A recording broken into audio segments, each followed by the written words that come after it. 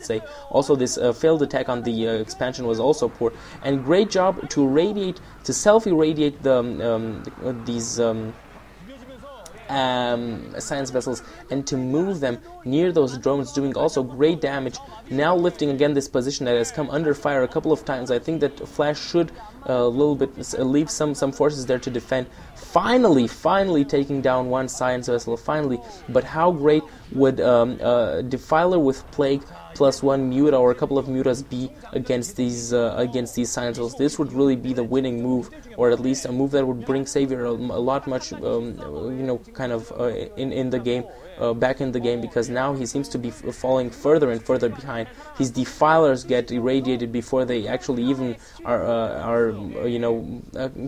can do anything really. And not even a plague from those dying Defilers. That was also kind of weak from Savior. And so he's not really having the shape that we just saw in the last set. Definitely not as good. I don't know if Flash paid him, but I think he could have done a lot better job. Actually, no, he did get a plague, but only on some of the science vessels, it seems. And now again, try to irradiate that dying science vessel. So kind of a war of science vessels against anything else. Not much from Flash besides that. Now he finally has a stronger medic and marine group, and he does seem to have made sure that this kind of 12 o'clock expansion will survive and will not get under fire. He seems to now getting a little bit of a defensive stance, not harassing so much. Savior is, whilst he is kind of consolidating his economic advantage in this game. And Savior, he is definitely falling further and further behind in this one, especially since Flash is able to mass a horde of science vessels, and this is not looking good whatsoever for Savior, simply because his strong units, his ultras, and his defilers immediately get wiped out. You can see now how it's looking for Savior. Not good. He doesn't have as many expansions as he would want to. He only has 5, and one of them actually is, I don't think, really up, the one at the 3 o'clock position. I don't think it's finished. I think it's only right now being created, and now again losing again this Muta, and keeping his forces in the background. And you can see on the other side, Flash is looking very strong with 5 expansions. And when Terran and Zerg have the same number of expansions as a Zerg, you have to know that something is not working right. You have to know that you're really far behind in it, especially economically. And this is really what Flash did great in this game. He prevented Savior from getting the economic advantage by harassing him at that top left position, at the 3 o'clock position, by taking those hatcheries down as they were created, and not allowing it that Savior would get too far ahead in economy. And now he's seemingly going for a very important attack. This could be a crucial attack here. Irradiate going off over a lot of ultras here. And so only probably reduced to Zerglings by the time this battle will commence. Savior, and this is not looking good for him whatsoever. He seems to be going with his forces towards that 10 o'clock, kind of 12 o'clock expansion, or 1 o'clock expansion, how you want it, once more, and he will reach it. This seems to be a Savior's target for the moment. However, finally command center is being lifted. He forgot to do that while the Ultra attacked it, but now he remembers. This was good, and comes with, look, so many science vessels. This is incredible, and coming again with the medics and marines. But this was only a temporary attempt, because again, this is the second time that the hatchery at the 3 o'clock position gets taken out, and I think the one at the 9 o'clock position, I mean, and I think the one at the 10 o'clock position may follow very soon, because there's, I think, only 1 or 2 sunken colonies there. And when Flash masses all that he has, all the science vessels and all the medics and marines, I think he will easily be able to take down this to take down this expansion there. And in the meantime, actually taking down, managing to take out those troops over there. Great job from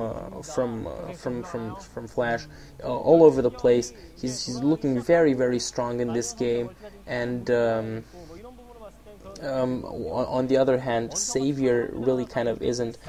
he's falling behind. He does manage to constantly harass his 10 o'clock position. I cannot believe that after so much harassment here, Flash still wasn't able to make at least one bunker with a couple of Marines to make sure that this doesn't repeat. I think this was a mistake. He was harassed so much there, but I don't think it really counts right now. Plague! Finally the move that I wanted to see. Finally Plague on all the science vessels, and now, come on with the mutas. We have to see the mutas, and irradiating all these all the Ultralisk. But I think this could be too little too late from the Maestro now. I think this was a move that he should have done a lot earlier, and I don't know, I kind of feel that had he played in this fourth set as he played in the third, he would have really massacred Flash. But since he did not, again he will lose this expansion. Again, he should think a little bit about it before he places it. Finally a Dark Swarm, and he will try to come with Scourges from behind as well, trying to kind of catch Flash's troops in between his two armies, but simply Flash has too many medics and Marines and is able to deal with the Ultralisks, especially since so many Ultralisks had been irradiated before.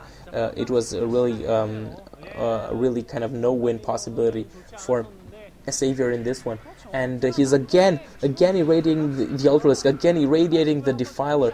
Finally Dark Swarm over Flash's troops. Unfortunately for Savior, there weren't any of his own units underneath the Dark Swarm, and he's also going to lose drones at this 3 o'clock position, and he has to feel that he's falling so far behind in economy and defensive metrics there for that Marine, and actually saved that one Marine. That one Marine is still alive, so great stuff from Flash, great playing, and really it's impossible, I think, right now for Savior to come back into this one. He's way too far behind, and he does GG.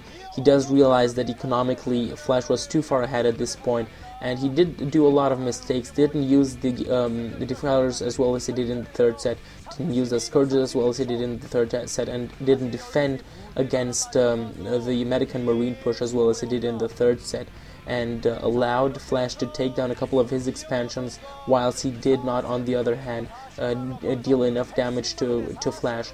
So finally $400 earned by the WizKid, and it's kind of good to see that it's not such a one-sided match. Of course, it's good that Savior has come back really strongly with this 3-1 lead right now. However, I'm happy that finally we have a victory on the Terran side as well, to not make it this one-sided.